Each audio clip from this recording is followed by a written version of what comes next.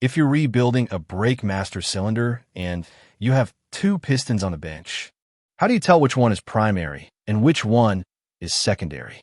They look similar, but there are a few clear ways to identify them. First, and the most easiest way, is to look for the pushrod seat. The primary piston always has a deep recessed socket where the brake booster pushrod fits, while the secondary piston does not have this feature and is usually flat or shaped to interact with springs. Position also helps. The primary piston is installed at the rear of the master cylinder, closest to the brake pedal, while the secondary piston sits at the front, deeper inside the bore. Another reliable method is checking the seal direction. On the primary piston, both seals typically face the same direction, forward, whereas on the secondary piston, the seals face opposite directions because it must hold pressure on both sides.